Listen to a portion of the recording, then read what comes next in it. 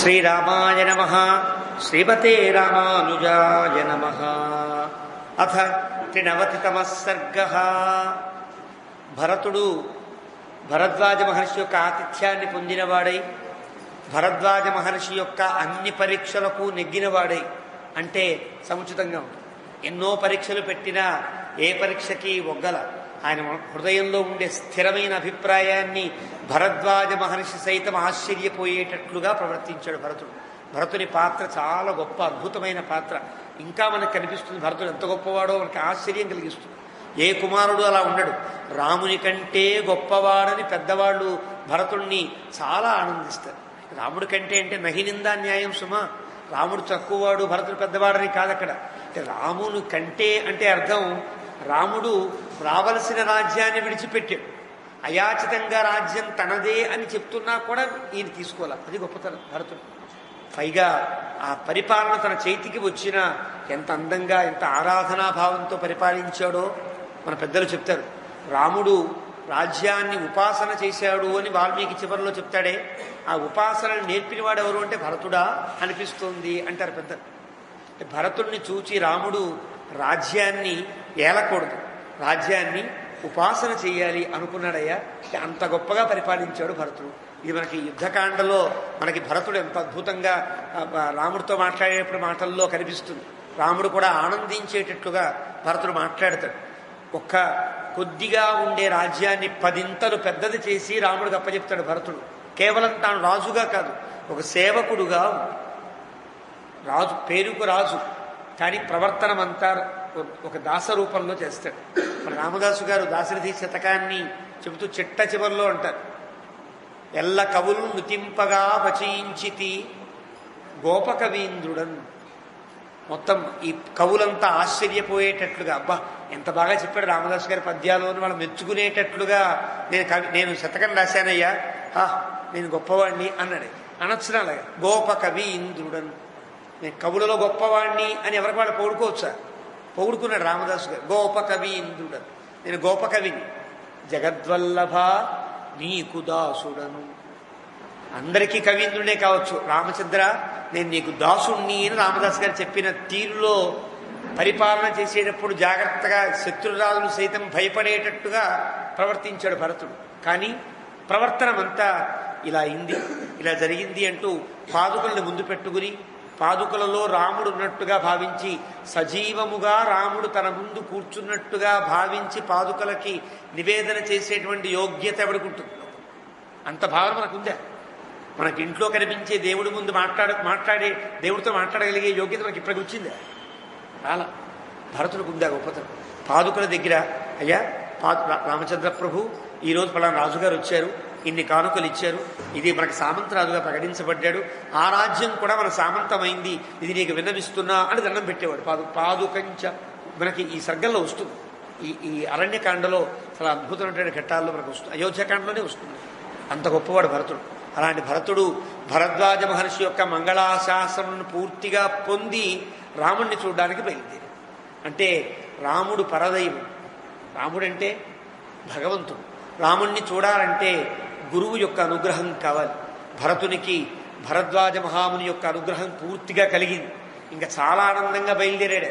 ఇంకా నాకు ఢోకా లేదనుకున్నట్టుగా చాలా ఆనందంగా బయలుదేరాడు అంటూ వాల్మీకి ఈ 93వ సర్గలో చెబుతున్నాడు. పెద్ద సేనతో భరద్వాజ మహర్షి ఆశ్రమం వైపు ప్రయాణం చేస్తున్నారంటూ 93వ సర్గ.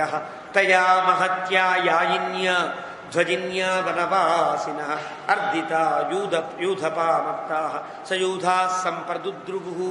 ఎప్పుడైతే భరతుడు ఇదివరకటి కంటే మంచి ఉత్సాహంగా రథమెక్కి బయలుదేరాడో అందరిలో కొత్త ఉత్సాహం, నూతన ఉత్సాహం కలిగి ఎవరికి వాళ్ళు చాలా స్పీడ్గా, అప్పటిదాకా 40లో ఉండే స్పీడ్ని 80 పెంచారు, 120 పెంచారు అంటారే, అలా పెంచుకుంటూ గుర్రాల మీద రథాల మీద మంచి ఉత్సాహంగా వెళుతున్నారు. వృక్షాహ పృషత సంఘాశ్చ, ఎలుకుబంట్ల గుంపులన్నీ కూడా ఈ సేన వస్తుంటే పక్కకి జరిగిపోతున్నాయి. ఎవరు కూడా దేన్ని రురవశ్చ, రకరకాల దుప్పులు అంటే బంగారు ఛాయ కలిగి రకరకాల చుక్కలు కలిగినటువంటి దుప్పి జింకలలో ఉండేటువంటి తేడాలు ఇవన్నీ కూడా అలాంటివన్నీ పరిగెడుతున్నాయి, అటు ఇటు పరిగెడుతున్నాయి. దృశ్యంతే వనరాజీషు గిరిష్వపి నదీషు కొన్ని కొన్ని కొండలెక్కేస్తున్నాయి, కొన్ని నదుల్లోకి పరిగెడుతున్నాయి. అంటే భయం అన్నమాట. ఇంత గొప్ప సేన బయలుదేరుస్తుంటే అడవిలో ఉండే జింకలు, దుప్పులు, వెలుగుబంట్లు, రకరకాల జంతువులన్నీ కూడా భయంతో పరిగెట్టేటట్టు అది గొప్ప సన్నివేశం. ఊహించుకుంటే మీకు తెలుస్తుంది. అలా సేన పెడుతుంది అనుకోండి, అన్నీ అలా పరిగెడుతుంటే ఎలా ఉంటుంది, ఎంత అందంగా ఉంటుంది. సినిమాలు చూస్తున్నాం కదా, బాహుబలి లాంటి సినిమాలు చూస్తే ఆ సైన్యం ఎలా వస్తుంటే ఎలా ఉంటుంది, ఆ రథాలు అవన్నీ పెడుతూ ఉంటే అలాగా ఉన్నది ఆ ప్రాంతం. సహ సంప్రతస్తే ధర్మాత్మ ప్రీతో దశరథాత్మజ వృతో మహత్యానాదిన్య సేనయా చతురంగయ. అవి అలా వాళ్ళంతా మంచి ఉత్సాహంగా పెడుతుంటే భరతుడికి ఇంకా ఆనందం కలుగుతుంది. అంటే వీళ్ళందరికీ ఎందుకు ఉత్సాహం, ఎక్కడికి వెళ్తారు వీళ్ళంతా కూడా? అయోధ్యకి కాదు, అరణ్యంలోకి వెళ్తున్నారు. ఎందుకు వెళ్తున్నారు? రాముణ్ణి చూద్దామనే ఉత్సాహం నాకంటే మా వాళ్ళలో ఎంత బాగా ఉంది అని ఇంకా ఆనందపడుతూ భరతస్య మహాత్మన భరతుడికి మహీం సంచాదయామాస ప్రావృషిద్యామివాంబుద సాగరౌగ నిభాసేన. ఓ సముద్రంలా సేన బయలుదేరుతూ ఉంటే వీళ్ళంతా వెళుతున్నారు. గిరే సానూని రమ్యాణి చిత్రకూటస్య సంప్రతి వారణైరవమృద్యంతే మామకై పర్వతో తురంగౌఘై అవతత వారణైశ్చ మహాజవై అనాలక్ష్యాచరం కాలం తస్మిన్ కాలే బభూవభూ. ఒకసారి భరతుడు కొంచెం ఆగి చూస్తే తన సేన అంతా కూడా కనిపిస్తోంది. సేన కనిపిస్తోంది తప్ప చెట్లు, చేమలు, లతలు, కొండలేం కనిపించడం. అంత సేన ఆవరించి చిన్న ఎత్తైన ప్రదేశం ఉందనుకోండి, ఎత్తైన ప్రదేశం కూడా మనుషులు ఎక్కేస్తే ఎలా ఉంటుంది? అంతా మనుషులే. కొండలు మనుషుల్లాగే, కొండల కింద ఉండే భూములు మనుషుల్లాగే, చెట్లన్నీ మనుషుల్లాగే కనిపిస్తున్నాయి. మొత్తం సేన వ్యాపించినట్లుగా ఉండే సేనను చూచాడు. సయాత్వా దూరమధ్వానం. అలా కొంత దూరం ప్రయాణం చేసిన తర్వాత సుపరిశ్రాంత వాహన, అన్ని అలసిపోతున్నట్టుగా గుర్తించి ఒక్కసారి వెనకాల ఉండేవాళ్ళు ఉంటారు. భరతుని యొక్క ఆజ్ఞ ఇలా అని ఇలా అన్నాడంటే ఆ సైగ చూచి గట్టిగా శంఖాలు ఊదుతారు.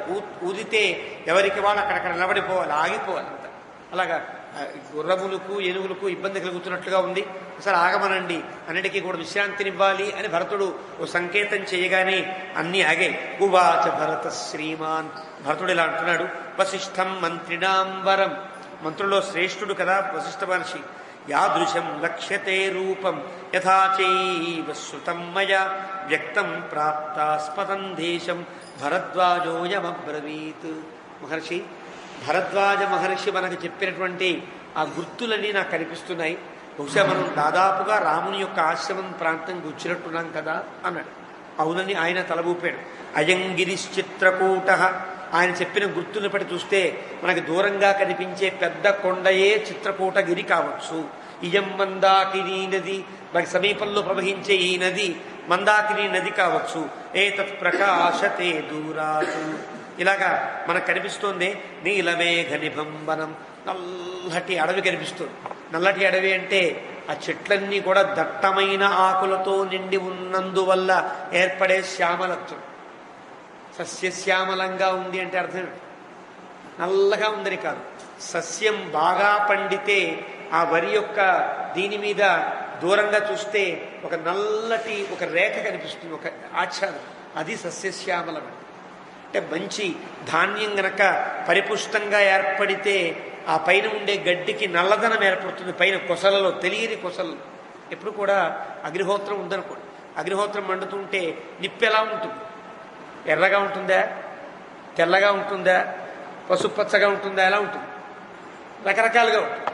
కానీ పైన ఉండే జ్వాల పసుపచ్చగా సాగుతుంది. అది పసుపచ్చదని, అది బంగారు వర్ణం అంటారు. అందుకని దీపాన్ని బంగారము, హిరణ్యము, లక్ష్మీదేవి అనడానికి కారణం లక్ష్మీదేవి ఏ రంగులో ఉంటుందో దీపపు శిఖ ఆ రంగులో ఉంటుంది. కాబట్టి దీపాన్ని లక్ష్మీప్రదంగా, లక్ష్మీ రూపంగా భావించారు. దీపం అంటే లక్ష్మీదేవి అని అర్థం. ఎందువల్లంటే ఇగో ఈ పోలికలను బట్టి పీతాభా ఆస్యాత్ తనూపమా. వేదంలో జీవుడు ఉండే స్థానంలో ఉండే జ్యోతి ఉంటుంది, జీవజ్యోతి అంటామే. ఆ జీవజ్యోతి కొస ఒక పీతాభా, పసుపచ్చగా బంగారు వర్ణంలో ప్రకాశిస్తూ ఉంటుంది అని వేదం వర్ణించింది. కాబట్టి అలాగా ఆ శ్యామలము ఉంటే కనుక అది పరిపుష్టమైనటువంటి ధాన్య విశేషం అని అర్థమే.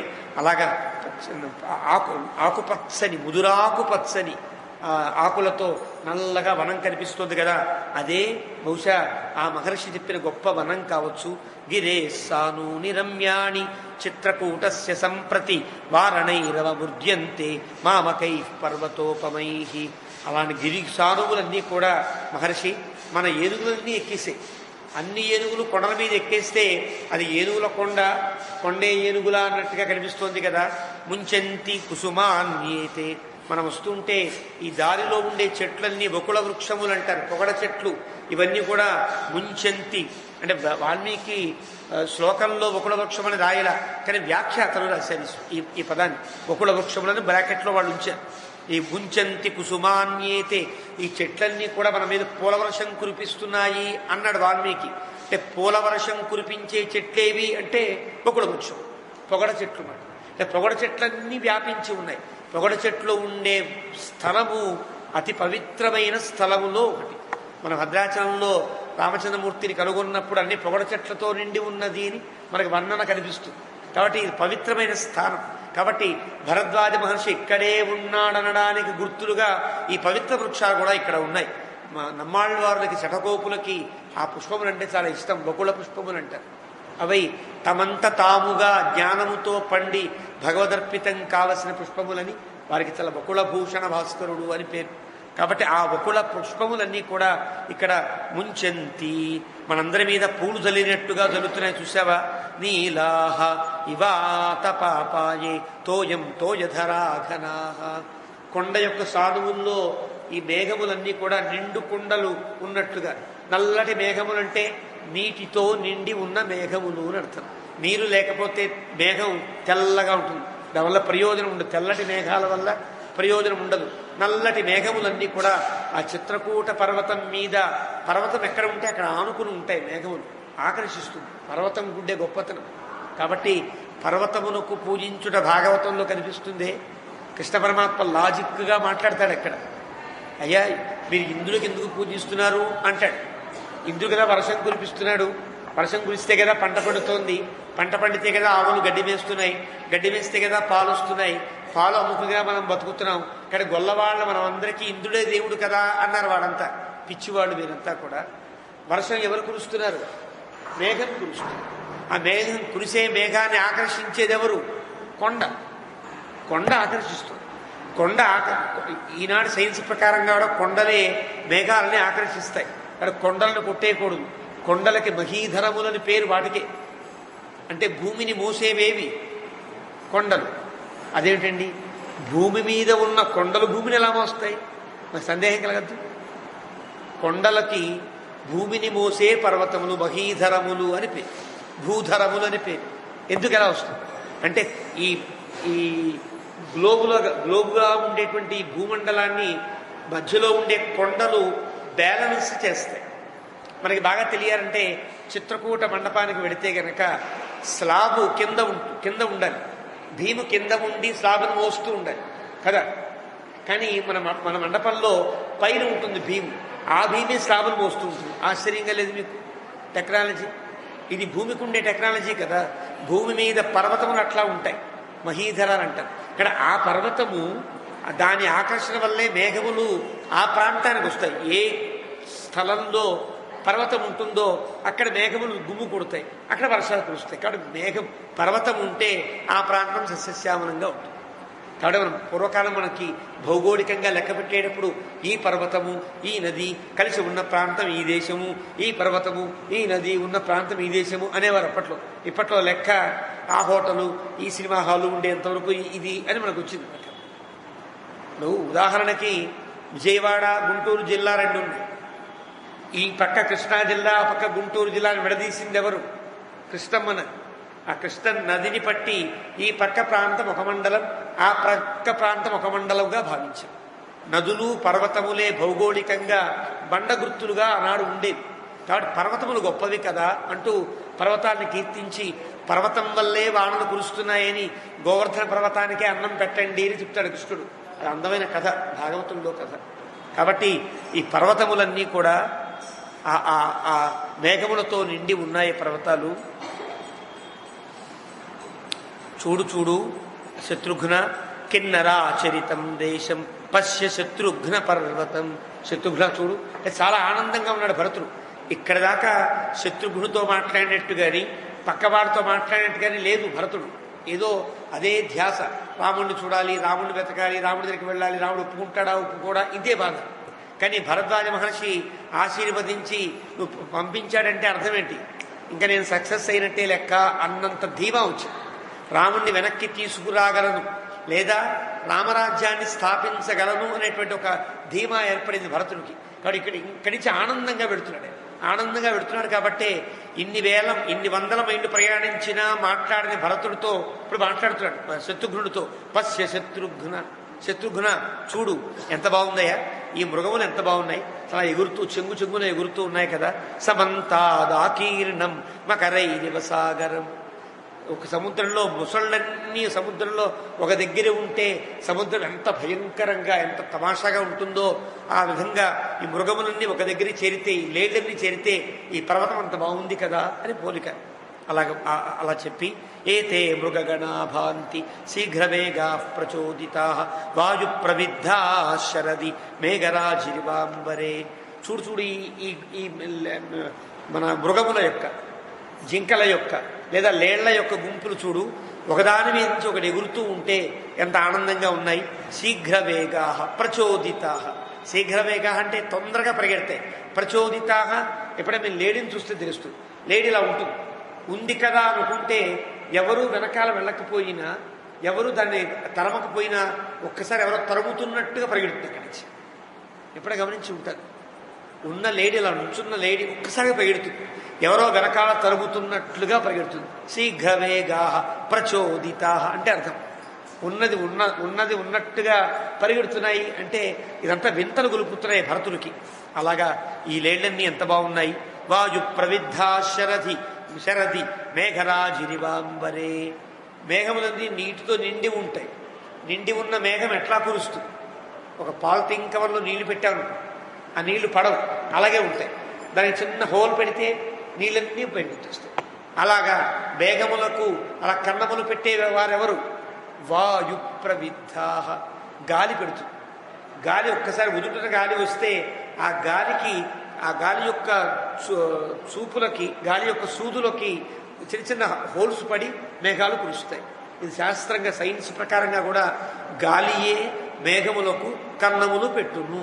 మామూలుగా మనం చదువుకునేది ఇదంతా కూడా వాయు అలాగా ఎలాగైతే గాలి మేఘములను కొట్టి వర్షం కురిపిస్తోందో మనం వస్తున్నామనేటువంటి ఒక ఊహ ఈ లేళ్లని తరుముతున్నట్లుగా ఉన్నది కదా. అంటే వాన కురిసినట్లుగా ఒక జర్రమని జల్లు వాన ఉన్నది ఉన్నట్టుగా ఉండేవన్నీ కూడా ఒక్కమారుగా పరిగెడుతున్నాయి ఇవన్నీ కూడా అని శత్రుఘ్నుడితో చెప్తున్నాడు. కుర్వంతి కుసుమాపీడాం శిరస్సు సురభీనమి మేఘ ప్రకాశై ఫలకై దాక్షిణాత్యాయథా నరాః. కుసుమాపీడాం శిరస్సు. కొన్ని కొండలున్నాయి, మంచి మంచి చెట్లు ఉన్నాయి. ఆ చెట్ల మీదంతా పుష్పాలు ఉన్నాయి, నల్లగా ఉన్నాయి చెట్లు. ఆ పైన పుష్పాలన్నీ ఉన్నాయి. ఎలా ఉన్నాయో తెలుసునా అంటూ భరతుడు మన గురించి వచ్చిన ఒక ఉదాహరణ చెప్పాడు. దాక్షిణాత్యాహ. దక్షిణ దేశంలో ఉండేటువంటి వాళ్ళంతా కూడా కొంచెం నల్లగా ఉంటారు. ఉత్తరాది వాళ్ళకంటే కొంచెం నల్లగా ఉంటారు కదా. ఈ నల్లగా ఉండే దాక్షిణాత్యులంతా ఎలా ఉంటారంటే ఈ కొప్పులు ఉంటాయి కదా, మగవాళ్ళు ముఖ్యంగా మగవాళ్ళు, నరాహండ పౌర్ణింగం కాబట్టి మగవాళ్ళు జుట్టు బాగా ఉంటుంది. ఈ జుట్టుని వాళ్ళు కిందకి కట్టుకోరు, పైకి కడతారు. ఇలా పైకి ముడులు వేస్తారు. ఆ అలవాటు ఉండేదన్నమాట. ఆ పైకి ముడులు వేసి అందంగా ఉండడం కోసం దాక్షిణాత్యులు అంటే ద్రవిడ ప్రాంతములలో ఉండే ఇక్కడి నుంచి మనమంతా కూడా, ఇక్కడి నుంచి తమిళనాడు, కేరళ, ఏదో మన ఇవన్నీ కూడా, ఈ కర్ణాటక ఇవన్నీ కూడా వీళ్ళంతా పైన కొప్పులు పెట్టుకుని పూలు కట్టుకుంటే ఎంత బాగుంటారయ్యా. అలా ఉన్నాయి ఈ కొండలన్నీ కూడా. కొండలు నల్లగా ఉన్నాయి. వాళ్ళ జుట్టేమో జుట్టులా ఉంది. ఆ చెట్టు పైన ఉన్న పుష్పాలన్నీ కూడా వీళ్ళు అలంకరించుకున్న పూలహారాల్లా ఉన్నాయి అంటాడు. అంటే దీనివల్ల మనకు తెలిసింది సామాజికమైనటువంటి ఒక వేషభాషలు తెలిసాయి. అక్కడ ఉండే అందమైన పోలిక కనిపించింది. అలా ఉన్నారయ్యా. నిష్కూజమివ భూత్వేదం వనం ఘోర ప్రదర్శనం అయోధ్యేవ జనాకీర్ణ సంప్రతి ప్రతిభాతిమా. ఇలా మన వాళ్ళందరినీ చూస్తూ ఉంటే నాకు ఇదే అయోధ్య అనిపిస్తుందయ్యా. అంతా మనవాడు ఇక్కడే ఉన్నారు. అయోధ్యలాగా ఉన్నది ఈ ప్రాంతం అంతా అన్నాడు. ఖురై ఉదీరితో రేణు దివం ప్రచ్ఛాద్య తిష్టతి తం వహత్య నిలశీఘ్రం కుర్వన్నివ మమ ప్రియం. నా ముందు రథాలన్నీ పరిగెత్తాయి, నా ముందు గుర్రాలు పరిగెత్తాయి, నా ముందు ఏనుగులు పరిగెత్తాయి. పరిగెడుతూ ఉంటే దుమ్ము లేస్తుంది కదా, ఆ దుమ్మంతా నిజంగా నా మీద కొట్టాలి. కానీ నా మీదకి దుమ్ము రాకుండా వాయువు నా మీదకి దుమ్ము రాకుండా దుమ్ముని పక్కకి జరుపుతూ నాకెంత ఇష్టాన్ని కలిగిస్తున్నాడు అన్నాడు. అంటే అర్థం, వీళ్ళు వెడితే లేచిన దుమ్ము భరతుని మీద పడకుండా వాయువు పక్కకి నెట్టేస్తుంది ఆ దుమ్మునంతా అని. అంటే భౌగోళికంగా తనకుండే అనుకూలతను చెప్తున్నాడు. ఎప్పుడైనా వర్ణనించేటప్పుడు సమయానుకూలాన్ని సమయాన్ని అనుకూలించిన వర్ణన చేస్తారు కవులు. ఆ వర్ణనని బట్టి కూడా అతని మనస్సును కనుక్కునేటట్టుగా ఉంటుంది. ద్వీప మహారాజు వశిష్ఠాశ్రమానికి వెళుతున్నప్పుడు సంతానం కోసం వెళుతున్నాడు. సంతానం కోసం ఏం చెయ్యాలి అంటే, మా ఆశ్రమంలో ఉండే ఆవును నువ్వు సేవించవయ్యా, 2-3 వారాల పాటు నీకు సంతానం కలుగుతుంది చెప్పాడు వశిష్ఠ మహర్షి. అప్పుడు వెళుతున్నటువంటి వాడిని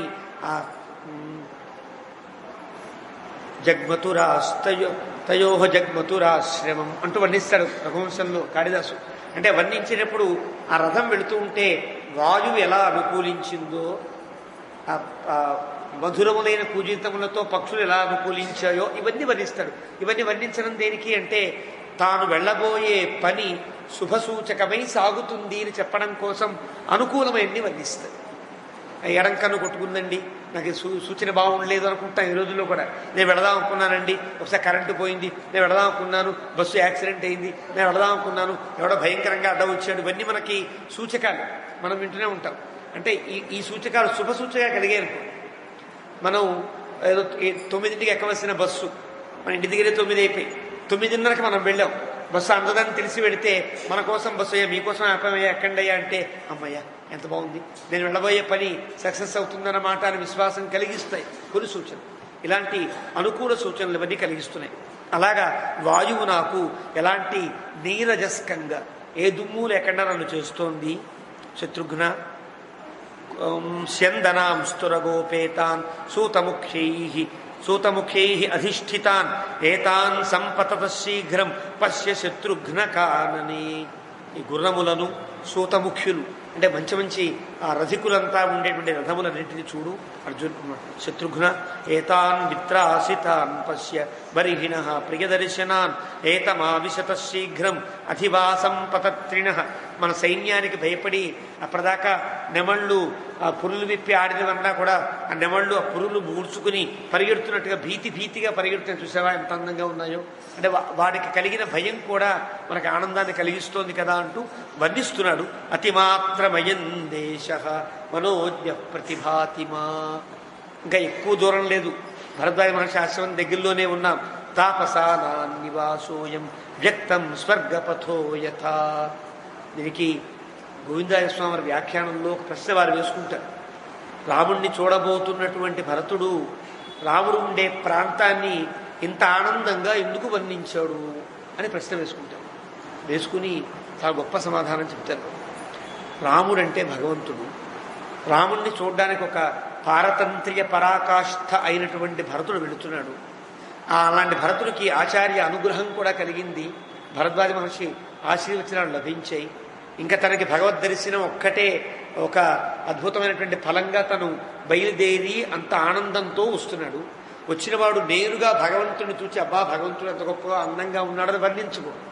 నిజమైన భక్తుడు క్షేత్రంలోకి అడుగు పెట్టంగానే గోపురములను, మండపములను, స్తంభములను వీటినన్నీ వర్ణించుకోవాలి. ఎంత బాగున్నాయి గోపురాలు, ఈ గోపురాలన్నీ కూడా భగవంతుడి యొక్క వైభవాన్ని సమకూరుస్తున్నాయి కదా అని వర్ణించాలి. అందులో మన రామదాసు గారు అదిగో భద్రాద్రి గౌతమి ఇదిగో చూడండి అంటూ ధనలు చక్రమది ధగధగ మెరిసడి ఆలయ గోపుర ప్రాకారమును ఎందుకు వర్ణించారు? ఒక భగవంతుడు సన్నిధానము చేసిన ప్రాంతముకు వెళ్ళేటప్పుడు భగవంతుని కంటే ముందు భగవంతుడు ఉన్న ప్రాంతాన్ని కీర్తించాలి. ఇది నీవు. ఆళ్వారులంతా కూడా మనకి ప్రబంధాల్లో నాలాయిరంలో ముఖ్యంగా నమ్మాళ్వార ప్రబంధాలు పెరుమాళ్ తిరుముజి కావచ్చు, పెరియ తిరుముజి కావచ్చు, వీటన్నింటిలో భగవంతునికి ఆ క్షేత్రాన్ని కీర్తించడానికి ముందు క్షేత్రం ఎంత బాగుంది, ఇలా చెట్లు ఉన్నాయి, నదులు ఉన్నాయి, ఈ సరస్సు ఉంది, ఇలా పక్షులు ఇలా ఉన్నాయి, బ్రాహ్మణత్వులు ఇలా ఉన్నారు, ఈ సకల జనులు కూడా ఇలాగా భక్తిగా ఉన్నారంటూ ఆ నగరాన్ని కీర్తించి, ఆ క్షేత్రాన్ని కీర్తించి తర్వాత క్షేత్రాధిష్ఠితమైనటువంటి దైవాన్ని కీర్తిస్తారు. ఆళ్వాల ప్రబంధాలు అన్నీ కూడా అలాగే ఉంటాయి. అలాగే పురాణములలో కూడా క్షేత్రానికి ముందు వెళ్లే ముందు దేవుడి కంటే ఆ క్షేత్రాన్ని ముందు వర్ణించాలి. ఇది నియమం. అందుకని భరతుడట రాముడిని చూడడానికి ముందు రాముడు ఉండే ప్రాంతాన్ని వర్ణిస్తున్నాడు అంటూ వాల్మీకి భరతుని యొక్క హృదయాన్ని చెప్పగలిగాడు. ఇది గొప్పతనం. లేకపోతే ఊరికే నదీ వర్ణన ఆశ్రమ వర్ణనలా అనిపిస్తుంది. కాదు, భగవంతుణ్ణి సేవించే ముందు భగవద్ ఆలయాన్ని కీర్తించేటువంటి ఒక విధానాన్ని మనకు నేర్పుతున్నట్లుగా భరతుడు ఇలా వర్ణిస్తున్నాడంటూ గోవిందరాజస్వామి వారు ఈ సమాధానాన్ని వ్రాస్తారు వ్యాఖ్యానంలో. ఇలాగా ఇదే స్వర్గం అంటే అని అంటారు. అతిమాత్రమయం దేశ మనోజ్ఞ ప్రతిభాతిమ, నా మనసుకు ఆనందం కలిగించేటట్టుగా ఉంది. తాపసానాన్నివాసోయం, రాముడు ఎక్కడ ఉంటే అక్కడ తాపసులంతా ఉంటారు. వాళ్ళు ఏదో రూపాలతో ఉండక్కర్లా, వాళ్ళ మనస్సులన్నీ ఇక్కడే ఉంటాయి కదా. రమంతే యోగిన అనంతే సత్యానందే చిదాత్మని రామశబ్ద పదేనాసౌ పరం బ్రహ్మాభిధీయతే. రామతాపనీయ ఉపనిషత్తు చెప్తుంది. అంటే అర్థం, ఎవరైతే భగవంతుణ్ణి నిజముగా దర్శించాలనుకుని యోగులంతా వారు ఆ ధ్యానంలో ఉంటారో, ఆ ధ్యానంలో ఉండే వాళ్ళందరికీ కనిపించే రూపం ఏది అంటే రాముడు. అది వాడు ఏ దేవతను ఉపాసన చేస్తున్నాడు అనేది లెక్కలో కాదు. ఒకడికి శివుడు గొప్పతనం కావచ్చు, ఒకడికి ఆంజనేయ స్వామి కావచ్చు, ఒకడికి ఏదో నరసింహస్వామి కావచ్చు, ఒకటి కృష్ణుడు కావచ్చు, ఇంకోడు కావచ్చు. అందరికీ కనిపించే దైవం ఏదో దానికి రాముడు అని పేరు. ఇది ఉపనిషత్తు చెప్తుంది. కాబట్టి ఆ రాముడే స్వయంగా చిత్రకూటంలో ఉంటే మహర్షుల యొక్క తపశ్శక్తి అంతా ఎక్కడ ఉంటుంది? ఇక్కడే ఉంటుంది. ఇక్కడే కదా వాళ్ళ మనసులన్నీ ఉంటాయి. కాబట్టి తాపసానాన్నివాసోయం, యోగులు తపస్సుల యొక్క శక్తి అంతా ఇక్కడే ఉన్నది. కాబట్టి వ్యక్తం స్వర్గపథో యథా, ఇది నిజం, ఇదే పరమ పదము. స్వర్గము అంటే కేవలం రంభాది అప్సరసులో ఇంద్రాది దేవతలు ఉండే స్వర్గము కానే కాదు. ఇది వ్యాఖ్యాతలు చెప్తారు. స్వర్గమని భగవంతుని యొక్క స్థానమునకే పేరు. ఇది మనం గుర్తించాలి. దశరథుడు స్వర్గాన్ని పొందాడు అని అంటే ఇంద్రాది లోకానికి వెళ్ళిచ్చాడని అర్థం. దశరథుడు బతికి ఉన్నప్పుడే ఇంద్రలోకానికి చాలాసార్లు వెళ్ళినవాడు సరిపోయినా ఆ లోకానికి వెళ్ళి ఏం సాధిస్తాడు కదా. దశరథుడు బతుకున్నప్పుడే ఇంద్రాది దేవతలంతా పిలిచి మర్యాద చేస్తే ఆ రాజ్యంలో హాయిగా ఉన్నవాడు దశరథుడు మళ్ళీ సరిపోయి స్వర్గానికి వెళ్ళాడంటే ఏం గొప్ప. స్వర్గం అంటే అది కాదని గుర్తించాలి. స్వర్గమని ఎక్కడన్నా ప్రత్యేకంగా వచ్చి మహోన్నతంగా పదము నిలబడి ఉంది అంటే ఆ స్వర్గం అనే పదం కానీ కైవల్యం అనే పదము కానీ ఈ పదములన్నీ పరమపదములకే సంబంధించిన అవుతాయి. ఇది గుర్తించాలి. పరమపదాన్ని విడిగా చెప్పి కైవల్యాన్ని విడిగా చెప్పి స్వర్గాన్ని విడిగా చెప్తే ఆ స్వర్గం ఇంద్రాది దేవతల స్వర్గం. పరమపదం వేరు. పరమపదం ప్రస్తావన లేకుండా కేవలం స్వర్గము చెప్తే అది కేవలం భగవంతుని యొక్క సన్నిధానమే అవుతుంది. ఇది గుర్తించమని సందర్భానుగుణంగా దీన్ని అన్వయించుకోమని పెద్దలు హెచ్చరిస్తారు ఎక్కడికక్కడ. ఇది మనం గుర్తించాలి. రాముడు రాజ్యమంతా చేసిన తర్వాత దశవర్ష సహస్రాణి దశవర్ష శతాని చ రామో రాజ్యముపాసిత్వా బ్రహ్మలోకం గమిష్యతి అని. కొన్ని పాఠాల్లో స్వర్గలోకం గమిష్యతి అని ఉంది. అంటే అక్కడ స్వర్గలోకం అంటే రాముడు స్వర్గలోకానికి వెళ్ళాడా? వెళ్ళాల. స్వర్గం లెక్కలోది కానే కాదు రాముడికి. రాముడు ఎక్కడికి వెళ్ళాడో ఉత్తరాఖండలో చెప్పారు. వైకుంఠంలో వాళ్ళంతా రాముడు సరయూ నదిలోకి వెళ్ళి ఆ రూపాన్ని విడిచి, ఆ రామరూపాన్ని విడిచి శ్రీమన్నారాయణ మూర్తిలా వస్తూ ఉంటే వైకుంఠంలో ఉండే వాళ్ళంతా కూడా దివ్యమైన స్తోత్రములు చేస్తూ స్వాగతించారని మనకు ఉత్తరాఖండలో కనిపిస్తుంది. అంటే భగవంతుడు చేరే స్థానం ఏది? వైకుంఠం. కానీ స్వర్గం అంటే అది అర్థం. కాబట్టి ఇక్కడ భరతుడు అబ్బాయి స్వర్గంలా ఉన్నది అన్నాడంటే అర్థం ఇది భగవత్ సన్నిధానమై ఉన్నది అర్థం చెప్పాలి తప్ప మామూలు స్వర్గం అనడానికి వీల్లేదు. ఇంతకంటే గొప్ప స్వర్గాన్ని భరద్వాజ మహర్షి ఆశ్రమంలో తాను గమనించినప్పుడే తాను అనకపోతే ఇప్పుడు ఎందుకంటాడు? ఇది గుర్తించాలి. స్వర్గం అంటే దేవేంద్రాది దేవతలు ఉండే స్వర్గము కాదు, భగవంతుడి సన్నిధానము చేసి ఉండే స్వర్గమని లెక్క. ఇది మనం స్వర్గపథో యథ. ఈ మార్గం ఆ స్వర్గంలోకి వెళ్ళడానికి మనకి మార్గం చూపిస్తోంది. మృగాః మృగీభిః సహితాః బహవః పుషతావనే మనోజ్ఞరూపా లక్ష్యంతే కుసుమైరివ చిత్రితాః. ఆడలేళ్ళు, జింకలు, రురువులు, పుషతాః అంటే కొమ్ములు బాగా తిరిగి ఉండి సారలు కలిగి చుక్కలు ఉండేటువంటి లేళ్ల జాతుల్లోకి చెందినవన్నీ కూడా మనోజ్ఞ రూపాహ, మనస్సుకు ఆనందాన్ని కలిగించేటట్లుగా ఉన్నాయి. ఏవి భయంకరంగా మన మీద దాడి చేసేటట్టుగా లేవు. అంటే మనకి ప్రకృతి అనుకూలిస్తోంది. సాధు సైన్యా ప్రతిష్టంతాం విచిన్వంతు చకాననే యథాతౌ పురుషం వ్యాఘ్రౌ దృశ్యేతే రామలక్ష్మణౌ. భరతుడు ఆజ్ఞాపన చేస్తున్నాడు. వీళ్ళల్లో అన్వేషకులు అని ఒక గణం ఉంటుంది. అంటే ఏదన్నా ఉంటే వెతికి పెట్టేవాడు. ఈ రోజుల్లో మనకి అలాంటి వాళ్ళని కొన్ని విభాగాల్లో తెలుస్తాం. సిఐడి లాంటి వాళ్ళు కనిపెట్టేవాళ్ళు ఉంటారే, అలాంటి వాళ్ళు. అలా అన్వేషక గణాన్ని ఆదేశిస్తున్నాడు భరతుడు. జాగ్రత్తగా రథాలు ఆపండి, మీరు జాగ్రత్తగా తిరిగి దట్టమైన అరణ్యం కదా, కొండ నదీ ప్రాంతం. రాముడు ఎంత ఉంటాడు? 6 అడుగుల వాడు 9 అడుగుల వాడు అనుకుందాం కనీసం. వాడు ఉండే కుటీరం ఎంత ఉంటుంది? మహా అయితే ఒక 10-15 అడుగుల ఎత్తులో ఉంటుంది అంతే. అది ఇంత పెద్ద పెద్ద చెట్లల్లో ఆ కుటీరం ఎక్కడుందో కనుక్కోవడం ఎంత కష్టం కదా. ఏదో నేరుగా చూస్తే ఆ రాముడు కుటీరం కనిపిస్తుంది అడవిలో. ఎక్కడో చెట్ల మధ్యలో కట్టుకుని ఉంటాడు. ఎక్కడ ఉన్నాడో తెలీదు. కానీ మనం ఆ ప్రాంతానికి వచ్చేసాం మనం. కానీ వెతకాలి అని జాగ్రత్తగా వెతకండి. ఎక్కువ ఆందోళన కలిగించకుండా, అక్కడ ఉండే వ్యక్తులకు ఎవరికీ ఆందోళన కలిగించని రీతిలో మీరు జాగ్రత్తగా వెతకండి అని జాగ్రత్తగా భరతుడు చెప్పాడు వాళ్ళకి. అలాంటి వాళ్ళంతా కూడా సాధు సైన్యా ప్రతిష్టంతాం విచిన్వంతు చ కాననే, జాగ్రత్తగా వెతకండి. ఎక్కడ రామలక్ష్మణులు ఉన్నారో జాగ్రత్తగా మీరు వెతికి ఆ కుటీరాన్ని సాధించండి అని చెప్పాడు. వీళ్ళంతా భరతుని యొక్క మాటలు విని పురుషాహ శస్త్రపాణయ, ఏమో పశువులు జంతువులు క్రూరమృగాలు ఉంటాయి కాబట్టి తగినటువంటి ఆయుధాలు ధరించిన వారై వివిశు తద్వనం శూరా, గుర్రాలు విడిచి వనంలోకి ప్రవేశించి వెతుకుతున్నారు ఎవరికి వారు కూడా. ధూమంచ దదృశుస్తత, సరిగ్గా భరతుడు ఎక్కడ ఆపాడో అక్కడికి దగ్గరలోనే ఆయన అన్ని గుర్తులు అనుకునే ఆపాడు కాబట్టి కొద్దిగా వెతకంగానే అక్కడ పొగ కనిపించింది. దూరంగా కొన్ని చెట్ల మధ్యలో కొంత పొగ వస్తుంది. వీళ్ళు ఇంకా తెలివైన వాడు కదా, అక్కడ ఉండేటువంటి వాళ్ళంతా అయోధ్యలో ఉండే ప్రజలందరూ చాలా బుద్ధివంతులని వాల్మీకి వర్ణించాడు. అయోధ్యాకాండ బాలకాండ ప్రారంభంలో వర్ణించాడు. కాబట్టి వీళ్ళంతా కూడా ఆ పొగను చూచి తే సమాలోక్య ధూమాగ్రం ఊచుహు భరతమాగత, గబగబా వచ్చారు. వెనక్కి వచ్చి భరతుడితో అంటున్నారు, నా మనుష్యే భవత్యగ్ని వ్యక్తవత్రైవ రాఘవో. ఇంకెక్కడా కూడా పొగ కనిపించట్లేదండి, అక్కడ కనిపిస్తోంది. మనుషులు లేకపోతే నిప్పు వెలిగించరు, నిప్పు గనక లేకపోతే పొగ రాదు కదా. కానీ పొగ కనిపిస్తోంది కాబట్టి బహుశా అక్కడే రామలక్ష్మణుడు ఉండి ఉండవచ్చు అని ఒక మాట వీళ్ళు చెప్పారు. చెబితే విన్నాడు భరతుడు. అథవాత్ర నరవ్యాఘ్రౌ రాజపుత్రౌ పరంతపౌ మన్యే రామోపమా సంతి వ్యక్తమత్ర తపస్వినః. ఇంకా ఆశ్చర్యం, రాముడు అక్కడే ఉన్నాడంగాని గుర్తు. అక్కడ వెళ్ళేటప్పటికీ మహర్షులు చాలా ఆనందంగా కూర్చుని తపస్సు చేసుకుంటున్నారు. అందరూ నిశ్చలమైనటువంటి తీరులో ఉన్నారంటే వాళ్ళందరూ రాముళ్ళల్లా కనిపిస్తున్నారు నాకు అంటాడు ఆ సైనికులు. సర్వే రామోపమాహ సంతి, రాముడు ఎలా ఉంటాడో అలా ఉన్నారు మహర్షులంతా. అంటే అర్థమేంటి? ఉపాసకుడు ఏ దైవాన్ని ఉపాసన చేస్తూ ఉంటాడో ఆ దైవపు లక్షణములన్నీ అతని మీద ఏర్పడుతూ ఉంటాయి, తెలియకుండా ఏర్పడతాయి. రాముణ్ణి ఉపాసన చేసేవాడు ఎలా ఉంటారు? పిచ్చి మాటలు మాట్లాడకూడదు, చాలా సాధువుల వలె ఉంటారు, సాత్వికంగా ప్రవర్తిస్తారు. ఒక్కొక్క ఉపాసనని బట్టి వాళ్ళలో ఉండే గుణములు రేగుతూ ఉంటాయి. కాబట్టి సాత్విక, రాజసిక, తామసిక దేవతలు ఉంటారు.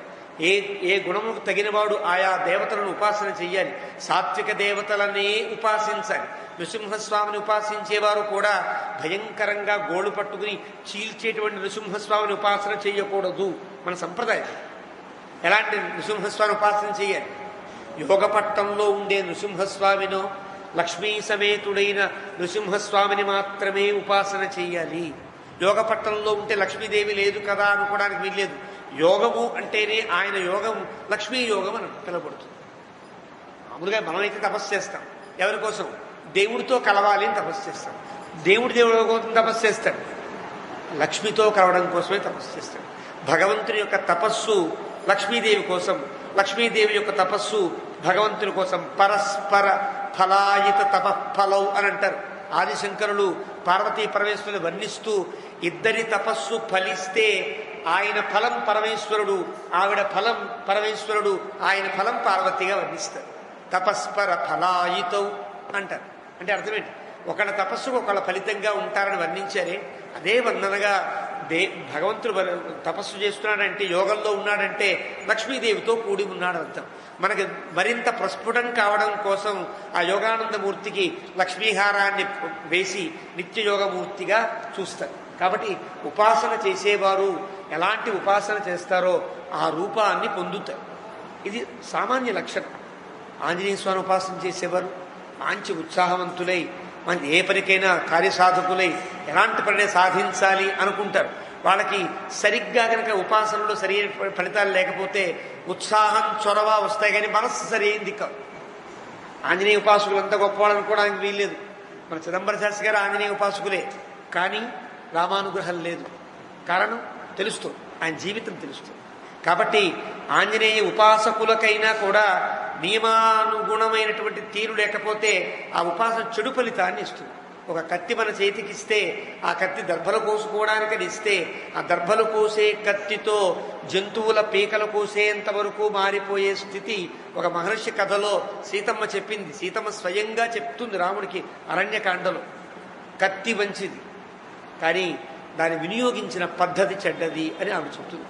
కాబట్టి ఆ ఉపాసన కూడా చెడు వైపు వెళితే అది దుర్మార్గాన్ని కలిగిస్తుంది. కాబట్టి ఉపాసకులు ఆ రూపాన్ని పొంది ఉంటారు.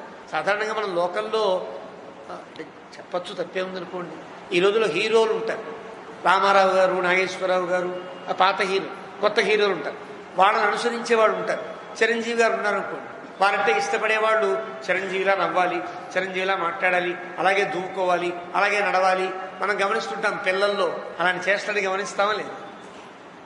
అలాగే కథానాయకులను అనుసరించేవాళ్ళు అలాంటి డ్రెస్ వేసుకోవాలి, అలా నవ్వాలి, అలా తిరగాలి, అలా సిగ్గుపడాలి అనుకుంటూ ఉంటారు. అంటే ఎవరిని ఇష్టపడుతున్నామో వాళ్ళకుండే గుణములు మాకు కూడా కావాలి అనిపిస్తూ ఉంటాయి సాధారణంగా లోకంలో. అది ఉపాసనలో కూడా అలాగే వర్తిస్తుంది.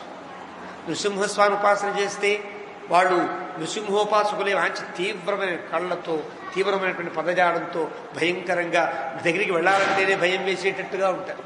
రామోపాసకులు చాలా సాత్విక మూర్తులై ఉంటారు.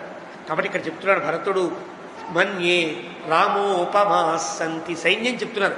అక్కడ ఉండేవాళ్ళందరినీ చూసి వచ్చామండి, అందరూ కూర్చుంటే అందరూ మాకు రాముళ్ళల్లా కనిపించారు అన్నారు. అంటే అర్థం అప్పటిదాకా మనుషులు వేరే వేరేగా ఉండేవారు. రాముడు చూసిన తర్వాత రాముడు ఎలా నడుస్తాడో, ఎలా కూర్చుంటాడో, ఎలా యోగంలో ఉంటారో వీళ్ళంతా ప్రాక్టీస్ చేస్తారు. మనుషులంతా కూడా రాముడిలా ఉండాలని అని ఒక అర్థం, సాధారణంగా సరదాగా చెప్పుకునే అర్థం. కానీ వ్యాఖ్యాతలు చెప్పిన అర్థం రామ ఉపమాహ సంతి. రామోపమాహ కాదు, రాముని యొక్క సన్నిధిలో, రాముని యొక్క సన్నిధిలో మాహ ఐశ్వర్యం ఇదే అని భావించిన వారే అక్కడ ఉన్నారు.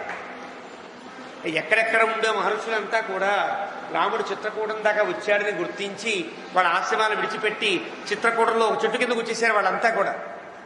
కాబట్టే రాముని యొక్క సాన్నిధ్యమే మాకు ఐశ్వర్యమని భావించిన మహర్షులంతా కూడా ఆ పర్వతం చుట్టూ చేరారు అని అర్థము అని మనకు వ్యాఖ్యాతలు చెప్తారు.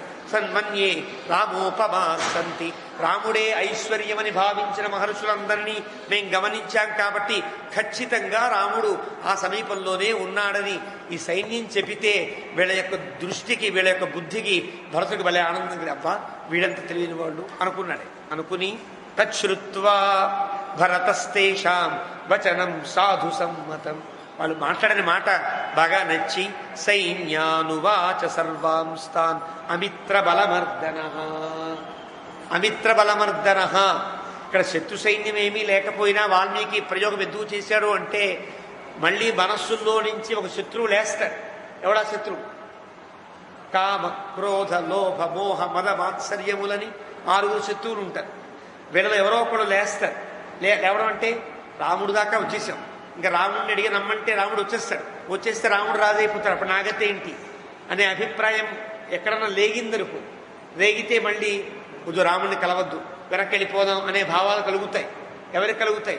భరతుడికి కలక్కపోయినా పక్కన ఉండే మంత్రులు భరతుడిని మీద ప్రేమ ఉండేవాళ్ళు వద్దండి మనం వెనక్కి వెళ్ళిపోదామండి అంటారు. కాబట్టి అమిత్ర బలవర్ధన.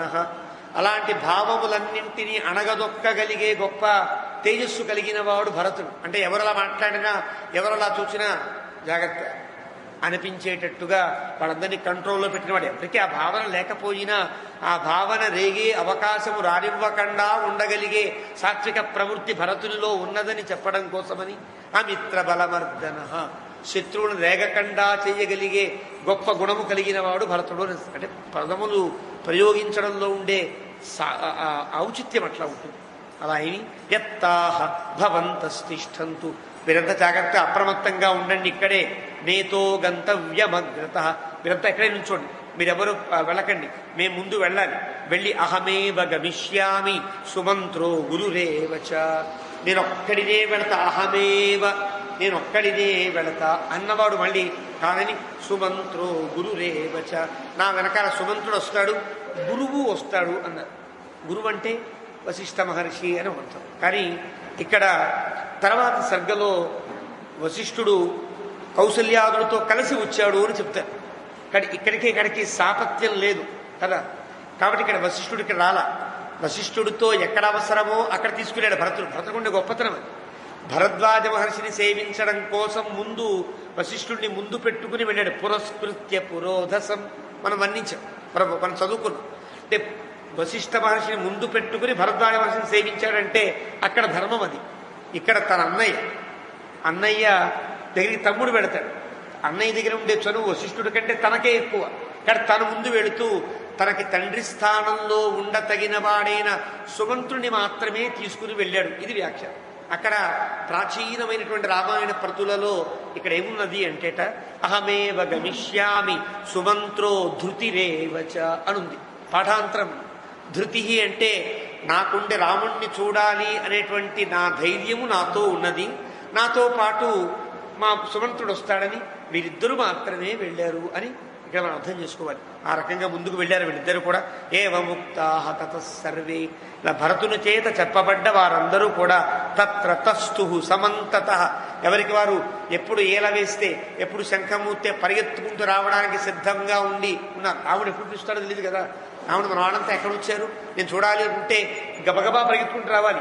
రాముడు పిలిచిన తర్వాత ఇదిగో లేస్తున్నాను అన్నవాడు ఇదిగో సర్దుకుంటున్నాను ఇలా ఉండకూడదు. కాబట్టి యత్తాహ, మీరంతా సిద్ధంగా ఉండండి, రాముడు ఎప్పుడు పిలిస్తే అప్పుడు పరిగెత్తుకుంటూ రాముడి సన్నిధికి రావాలి అన్నట్లుగా. తతః తస్థు సమంతతః, తస్థు అంటే నిలబడి ఉన్నారంట. అమ్మయ్య భరతుడు వెళ్ళాక చాలాసేపు మాట్లాడుకుంటారు, చాలాసేపు మాటలుంటాయి, మనం కురుకు తీద్దాం అని పడుకునే వాళ్ళు పడుకోవచ్చు కదా. ఇలా పడుకునే అవకాశం లేకుండా తస్థు అంటే నిలబడిలా ఉన్నారు, ఎప్పుడు పిలుస్తారో సిద్ధంగా వెళ్ళాం అన్నట్లుగా ఉన్నారని పదముల యొక్క ప్రయోగంలో ఉండే గొప్పతనం. భరతో యత్ర ధూమాగ్రం తత్ర దృష్టిం సమాదధాత్, వాళ్ళు చెప్పినట్లుగా ఎక్కడ పొగ ఉన్నదో ఆ పొగ మీద దృష్టి పెట్టి నడవాలి. ఆ పొగ మీద దృష్టి తప్పిందనుకోండి మళ్ళీ దారి తప్పుతారు.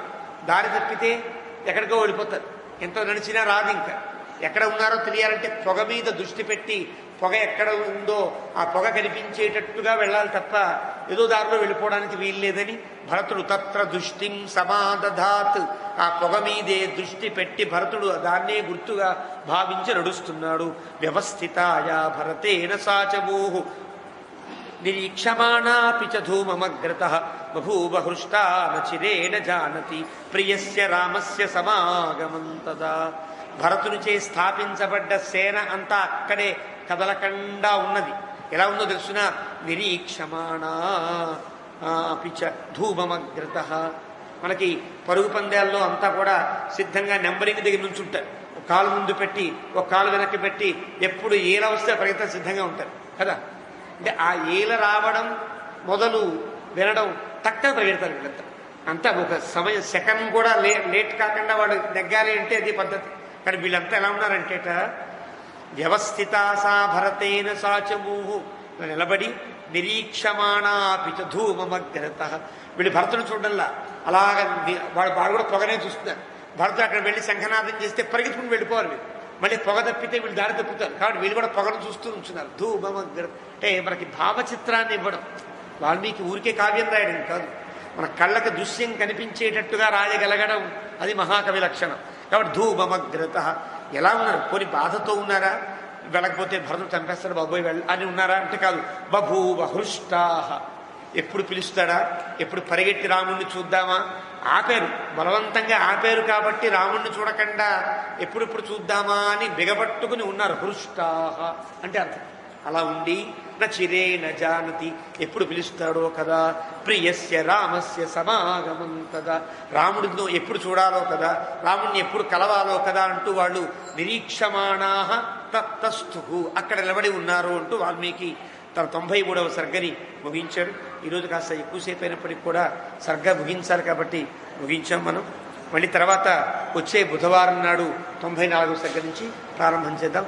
అప్పటిదాకా రామానుగ్రహంతో ఏవమే తత్పురావృత్తం ఆఖ్యానం భద్రమస్తు ప్రవ్యాహరత విశ్రబ్ధం బలం విష్ణో ప్రవర్ధతాం లాభస్తేషాం జయస్తేషాం కుతస్తేషాం పరాభవ ఏషాం వీవరస్యామో హృదయస్థో జనార్దన కాలే వర్షతు పర్జన్య పృథివీ సస్యశాలిని దేశోయం క్షోభరహిత బ్రాహ్మణా సంతు నిర్భయా కావేరీ వర్ధతాం కాలే కాలే వర్షతు వాసవ శ్రీరంగనాథో జయతు శ్రీరంగశ్రీశ్చ వర్ధతాం స్వస్తి ప్రజాభ్య పరిపాలయంతాం న్యాయేన మార్గేణ మహీం మహీషాః గోబ్రాహ్మణేభ్యః శుభమస్తు నిత్యం లోకాః సమస్తాః సుఖినో భవంతు.